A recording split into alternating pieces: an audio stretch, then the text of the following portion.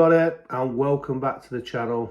It's been a few weeks since I posted a video, so I thought I'd do this one a little bit different, and I'd do it in a couple of sections. I struggle a little bit to find time to do the videos, if I'm honest. And when I'm in the van and I've got a bit of time, I'm always a little bit, well, what if a job comes up? So I thought I'd just break it down into a few sections, so then I can get over what I want to get over, and hopefully you'll find it a little bit more interesting. So, first of all, I thought I'd do a little rundown on how October's gone. And the best way to describe it is absolute shite. It's been my worst ever month on the CX. However, said that, some of it is my own doing. So, the end of the month I was on holiday. We went on a cruise. My wife was 40 years old, God bless her. And I decided to take us on a cruise for a birthday little treat. So that's where I've been for the last week and a bit. But the month in general was just not good. Started off a little bit slow. And I've got to say, some of this is my own doing. I took an odd day off here to go shopping ready for the cruise, and the week before we were due to go on the cruise, I had a job. The plan was I was going to work Monday, Tuesday, Wednesday. We were due to fly on the Friday, and I got a job on Monday, and I was going down to Oxford. It was a good job, nice little paying job. Would have set me up lovely for the day and for the week. And I picked up, no problems, and I just joined the M6. And luckily, and I think it is luckily actually, we was going quite slow because there'd been an accident or something ahead. And I heard a pop. Didn't think any more on it. I just thought I'd gone over a bottle of water or something, like you do. And next thing I know, there's a car pulled up at the side of me, and they're saying, wind your window down kind of thing. So I wound my window down, and they said, you just had a blowout. I thought, oh no, absolute nightmare. So I pulled over, had a look, and actually had a blowout. The popping sound was a dust cap that had popped off, but there was a lot of smoke coming from the wheel. So on the back of that, I thought I better not go any further, and I had to be I had to be picked up, by the RAC. I rung my garage. Now, I'd had an issue with this back wheel a few weeks before, and, the van had been in for a service. They said, yeah, get it to us as soon as you can. So I got the RAC to drop it off straight away. And that was it for the week then. That was the Monday. I was due to finish on the Wednesday anyway, so I thought there's no point in messing about. I need to get this issue fixed. Anyway, van had it. The van had it. The garage had the van for 2 days, the Monday and into the Tuesday, and they had a look at the issue, and it was a faulty caliper, which I'd actually only just had fitted on my service the month before, so it was under warranty. So they replaced the caliper for me. They did a little bit with the brake cable, said it was sticking a bit on the other side. They did the brake pad, new dust cap, generally clean around the area, sorted out. So it didn't cost me a penny.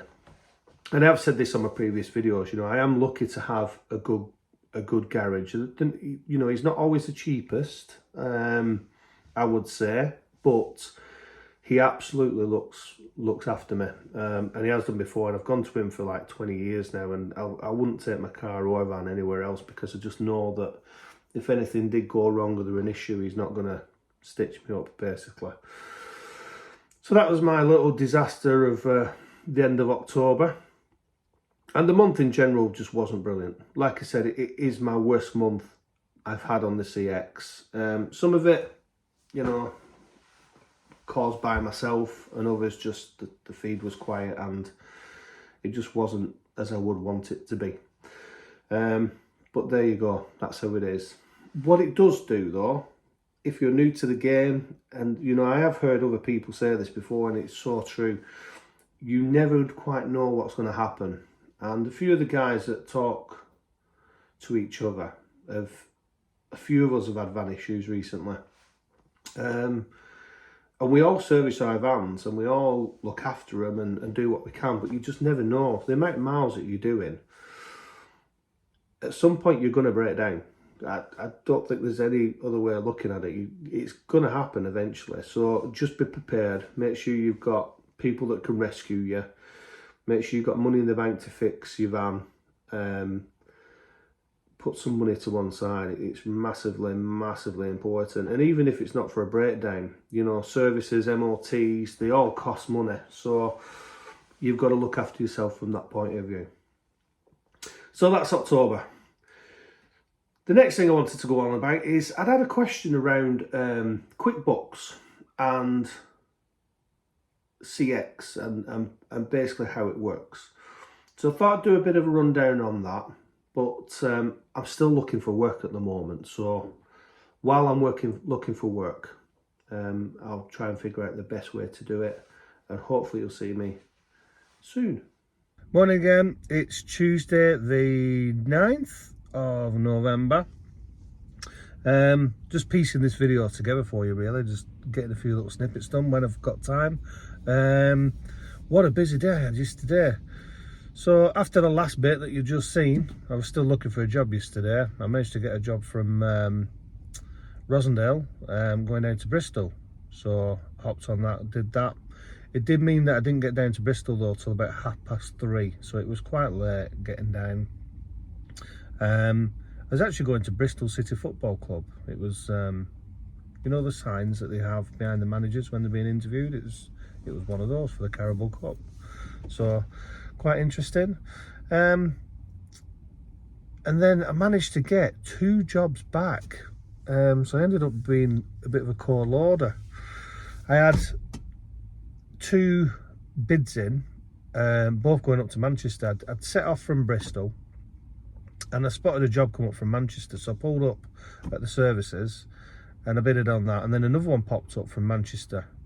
One was to drop off the following day, which is this morning, and the other one was to drop off last night.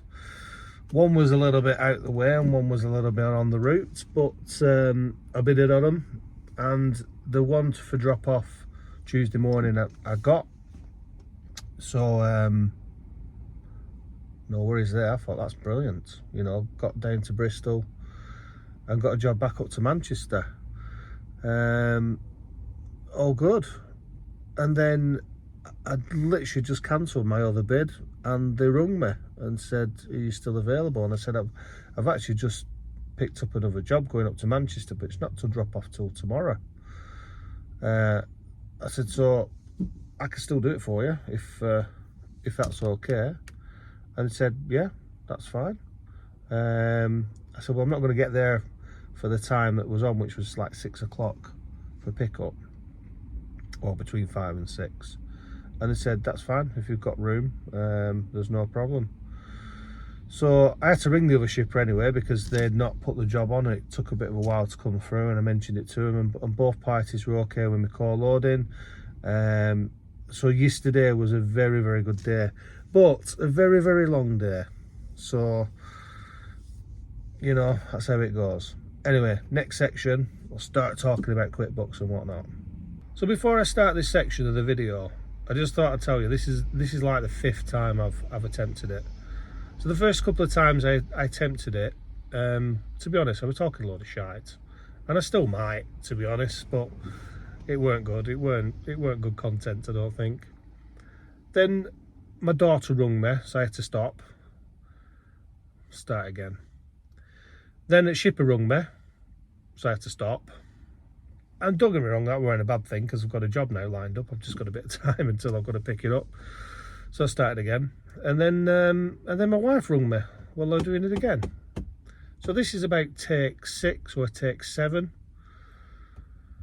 Maybe should have to do get all the YouTubers together and do a bloopers reel, because God, it's been a pain getting this section done. Anyway, I carry on. So we want to talk about QuickBooks, but before I talk about QuickBooks, I wanted to talk to you about CX and the finance manager side of the CX.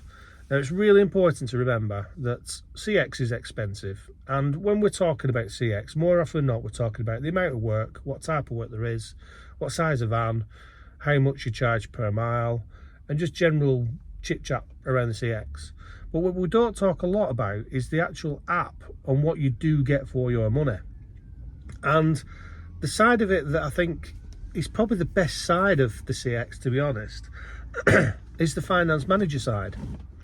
Now, the finance manager side is actually new. It used to be in accounting, and they've upgraded it a little bit, and it took a little while to get used to it because I quite like the old section, but I think that's around, we don't like change, do we, in general? But the finance manager side of the CX is really, really good. And what it does everything for you and puts everything together in one place, so you can see your invoices and your PODs and any other thing that you've uploaded via your app will go into that, and it makes it all nice and compact. So just to talk you through how I do my invoicing. I usually do my invoicing at the end of the week, and obviously during the week we're really busy, we're out and about, we ain't got time to do it, so I'd rather do it all in one section. And I actually still print off every single invoice. So I have a hard copy. And I know a lot of people might think that's a bit old school, but it works for me. And I do it really because, two reasons. Number one, it's good to have a paper copy, and also it's something to attach your POD for. If you've done a job, you're going to have a POD. You may have customer paperwork, you may have your own POD, and to keep it all together, I print off an invoice and I staple it to it, and it all goes in the month in order of the job numbers, so I've got everything together. When I come to processing payments, I stamp it saying it's been paid and when it's been paid, and it's a reference point for me. If I've got something that's not been paid, I can get that invoice out and I can view it, I can look at it. Sometimes it may be that I've cocked up, I've not been paid for a job, but I've still got the hard copy and it were a postal one and I've not posted it. At least then I can see it and I've still got it. It just keeps everything in order for me. The other one with it is that when you get paid, if you do, say for example, you do 8 jobs for one shipper in a month, there's quite a few shippers that will pay you all together in a lump sum. So you might have a chunk of money going to your account, but actually your invoices are for 50 quid, 100 quid, 120, whatever they are. If you've got a paper copy, you can figure out which ones they are a little bit easier. And the other thing is the feedback side. Once I've said they've been paid, I put them all to one side, and then through the feedback section, through the diary section, I can then find the invoices and leave the feedback. So I find it easy to have a paper copy, but you don't necessarily need to do that. The finance manager has everything there for you.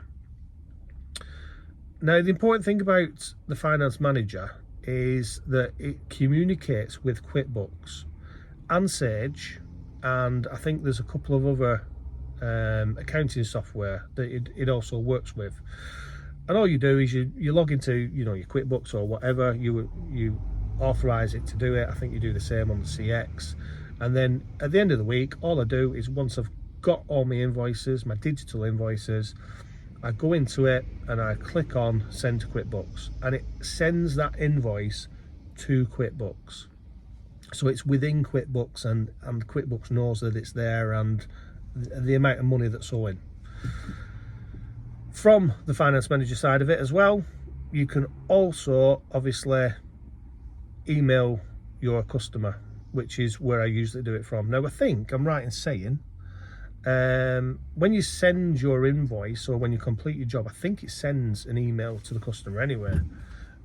But I tend to, when they've said they want it emailing, I usually send one at the end of the week anyway, just for my record that I've definitely sent it and I know when I send it. And I can also write on my invoice when I've sent the email, so I know it's done, I know it's completed, and I don't have to worry about it. So the finance manager side of the CX is really, really good. Can you imagine if at the end of the week you had to go and write out a load of invoices, or type out a load of invoices and get customer names?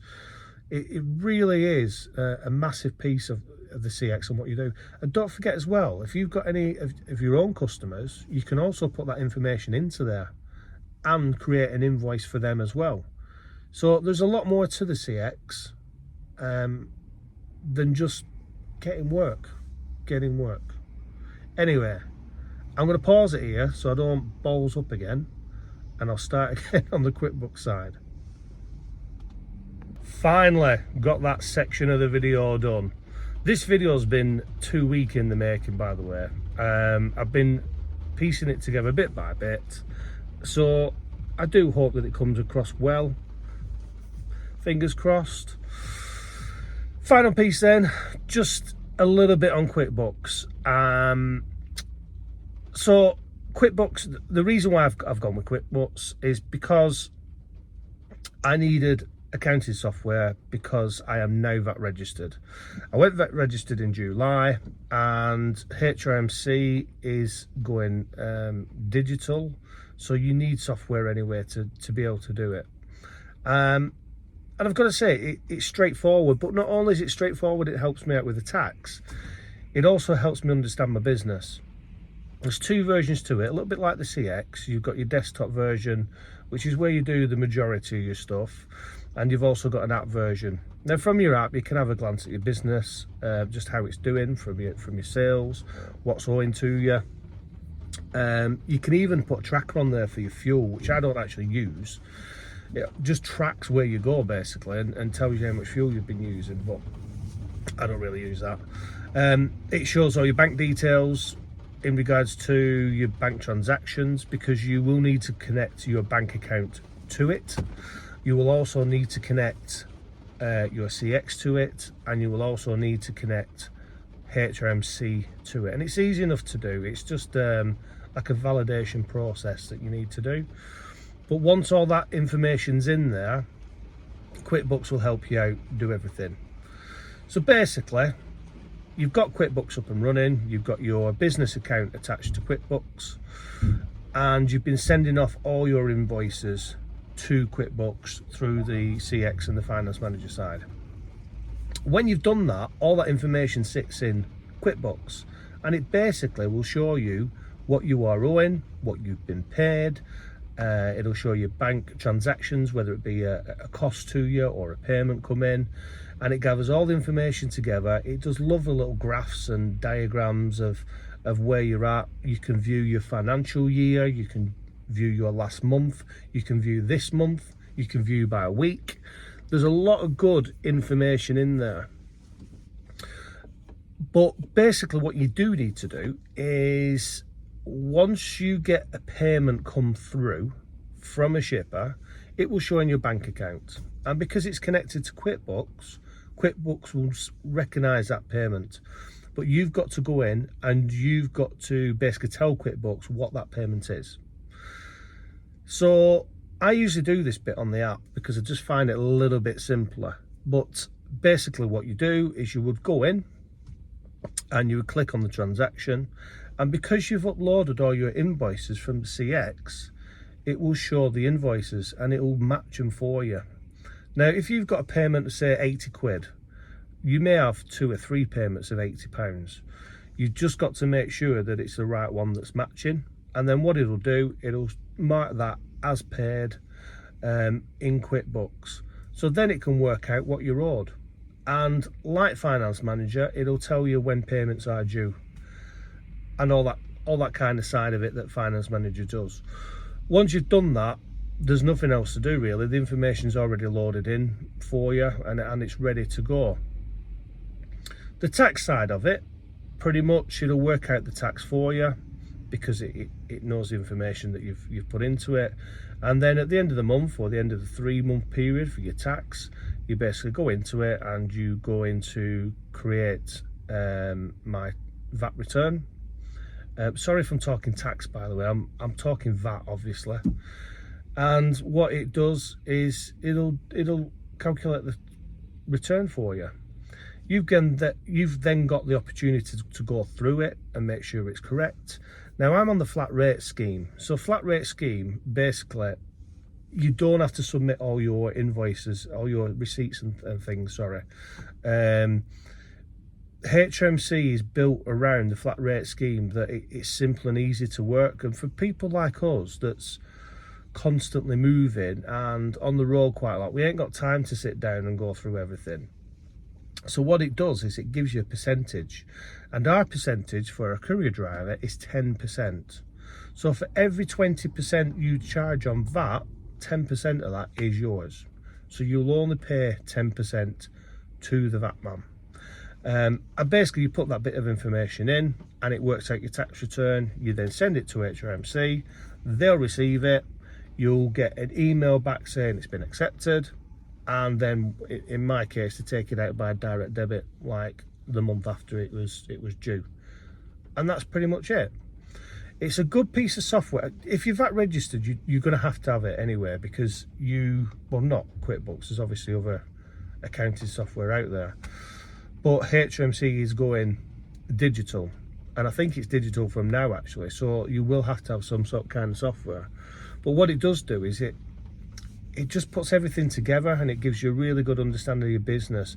There's other tools in there as well, like I think you can subscribe a little bit more and you know, like pay people, so it'll communicate with HMC for payment and create wage slips and P45s and P60s and all that kind of stuff. It's a really good piece of software. So listen, just a bit of an overview, just so you understand what it does and how it does it. Please, if you've got any questions, ask the questions, like, subscribe, do all that kind of stuff that we like you to do. The subscribers now, I'm just short of 400 at the moment, and you know what, when I started this channel I was amazed by how many people subscribed, and that's been growing and growing and growing. And you know what, I don't put a load of content on. I probably do need to do a bit more for you, to be honest. But thank you for everyone that subscribed, it's much appreciated. I hope that helps a little bit. It is literally just an overview on the software and what it does and how it works. If you're looking to get into it, or you're looking to use it, even if it's not for couriering, if it's for something else, it's a good piece of information, good piece of software, and there's plenty of information out there around it. And with QuickBooks, there's a lot of support as well. There's a lot of online help which they can support you with. So listen, that's enough from me. Sorry it's been a few weeks getting this video together. Hope you enjoy. Like, subscribe. I'll speak to you all soon.